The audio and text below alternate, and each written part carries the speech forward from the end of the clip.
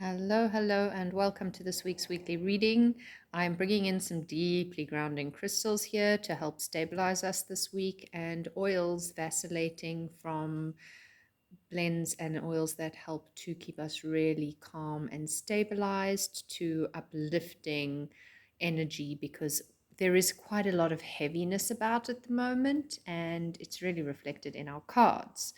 So don't forget to pick a number between 1 and 4. This month is arguably the biggest astrological month with two outer planets moving signs. You might find around Venus retrograde time, end of July, August, that when you look back at this year, you might think, oh, well, that was much more challenging for me than March. But in the greater scheme of things and in the collective, March is the big picture shifting month that we're having this year. And this particular week is almost like the bridge between Saturn moving last week at the full moon in Virgo and Pluto moving just after the next new moon in Aries, which is again next week. So let's jump in. Have you got your number?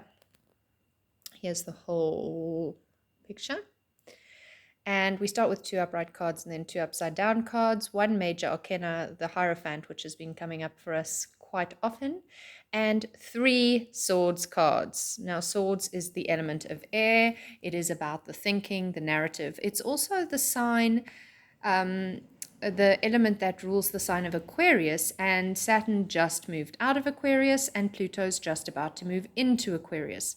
So the energy of doing our work and transforming around the energy of Aquarius, which is the group, the collective, the hive mind, it is technology, it is astrology for that matter, and the big picture, futuristic kind of thinking. There's a big philanthropic feel to the sign of Aquarius because it's greater than just myself. In fact, to the point that people with strong Aquarius sometimes forget to nurture the needs of their own bodies because they're so stuck up in their heads and planning for the future that they sometimes can forget to live in the present. If you are an Aquarius or you know an Aquarius, you can feel into how true that is for you, bearing in mind that if you're an Aquarius, air quote Aquarius, that means that the sun was in Aquarius when you were born.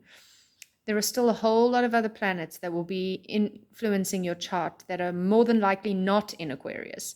So it's never just one of the archetypal energies that will influence you. It's a lot more intricate than that, nuanced. But this reading definitely tells us that we are really wrestling with a lot of thinking and paradigm shifting stuff, which again, very, very Aquarius. So the King of Swords, he is like a air sign, the wise masculine air sign. And whenever I say masculine, remember it's not male or female, it's the masculine energy within each of us.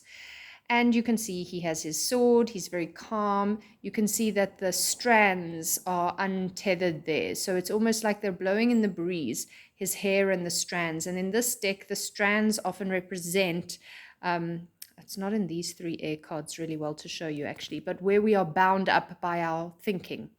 So the owl, the bat, the crow, all represented here, wisdom, day and night, animals showing up for him. He's kind of calm, cool, and collected. So he has the ability to calculate situations that can be cold and calculating, but it doesn't have to be cold and calculating. When the King of Swords is upright, he just is. In fact, didn't we get the Queen of Swords just last week, I believe? I might be wrong. Where I was saying how she can tap into the cup of emotions. He doesn't have that in his particular card, but just because he is not an overtly emotional chap, and this is true for people who are very airy too, just because they may not show their emotions, wear their heart on their sleeve, doesn't mean they're not there, but they are much more able to step outside of themselves and make calculated, analytical kind of decisions. And that's what he's kind of saying to us this week. This is a good week to do this, to step a little bit out of our emotions, which might be feeling hard because Saturn just moved into a water sign. So suddenly Saturn's really kind of feeling uncomfortable, and suddenly some emotions are rising up within the Saturnian work that we have to do. And It's in Pisces season still. We're transitioning. It's a perfect time to do some spring cleaning, or if you live in the southern hemisphere, think of it as autumn cleaning. Either way, mutable sign times are good changing season times to clean up, to sort out, whether that is mental. And in this reading, a lot of that is spring cleaning your mind, your mental paradigms, the way that you think about yourself, the way that you think about your habits, the way that you think about the world, your country, your community. Apply that to all that works for you in this moment. It's time to sit calmly like a meditative state. You can see he's almost in a meditative state, and to access that. But the Three of Swords, as we know, is where head and heart collides, and it's almost impossible to be unemotional and only analytical when we hit this card. And anybody who has ever experienced any really big emotion, be it love or loss, you just are so consumed that you can think of nothing else, and you feel every thought, and you think every emotional feeling, and it's just messy. And based on the fact that we've got the King of Swords just before this, I really feel like that's some of the stuff we're unraveling. Some of the stuff we have to be unraveling, and this kind of keeps coming in week after week in a different way that we have to feel to heal. And so we can see it in an analytical way. We can see and understand that was traumatic for me, that set me up in a certain pattern. But then we have to feel it in our hearts. We have to feel it in our bodies. We have to get really somatic with it. And we have to move it through that way, because actually we can't solve these types of traumas in our mind. You can't just sort the different colors out and then build your puzzle. It's still there. The triggers are there until we move it through our body. So when we come into the Hierophant, we've got actually 2 5 cards here, the Major Arcana 5 Hierophant and the 5 of Swords. And you've heard me say before, 5s are not my favorite. I better start getting a bit happier with 5s, and maybe I'll stop drawing them so much. But that 5 of Swords is very much a nod to anxiety, stress, worry, that little worrywart thing. It's like the bird on his shoulder whispering all those stories in his ear, the old story that I just can't seem to turn around, because this is an upside down sword. So it's like I'm midway through some big transition at the 5 point. I'm trying to unpack and unravel some old stuff that no longer works for me, but I've gotten stuck in this kind of analysis paralysis, in this worrywart space, and I just can't seem to get myself out of it.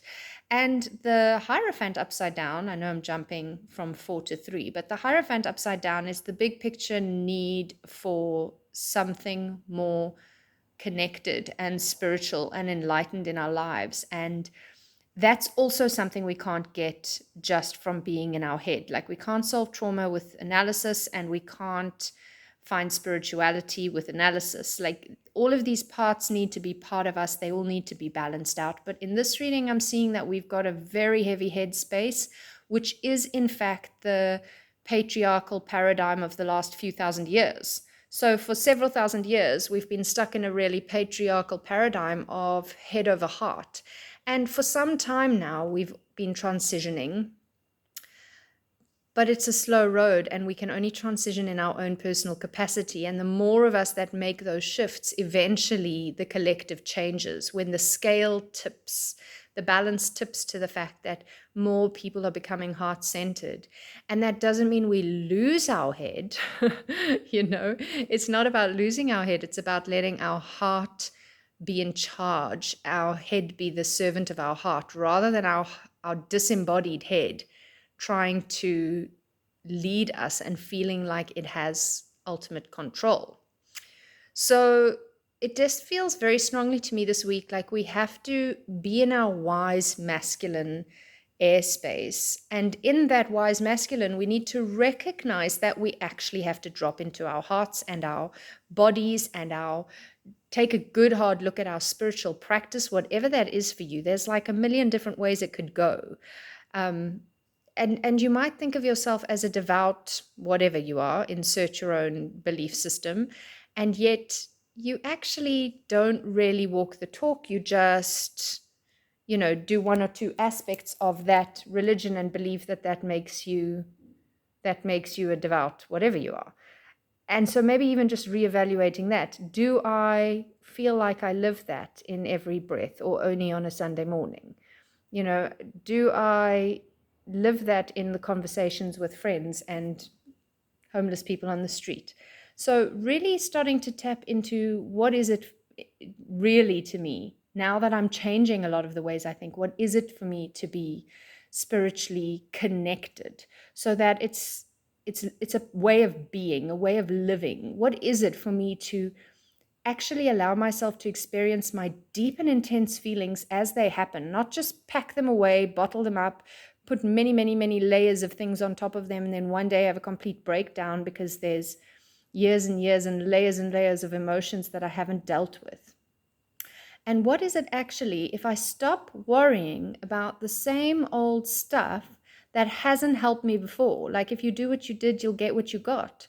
Why am I still worrying about things? Why am I still agonizing? In fact, I mean, the Five of Swords, it's almost like agonizing over these things that I cannot change, that I have no control over. What I have control over is what I allow myself to think on a regular basis, what I allow myself to say to myself on a regular basis.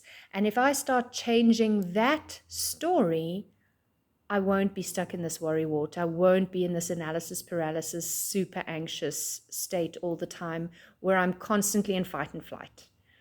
So it feels like this is a week for us to do some deep work on recognizing where we're at and releasing what's going on. And I actually keep finding that we come to these weeks of kind of like the still before the storm, and yet these feel like almost harder weeks sometimes, because if we're doing them well, we're taking what's just been going on and we're consolidating in a healthy way and digesting and metabolizing what's going on before we step into the next storm.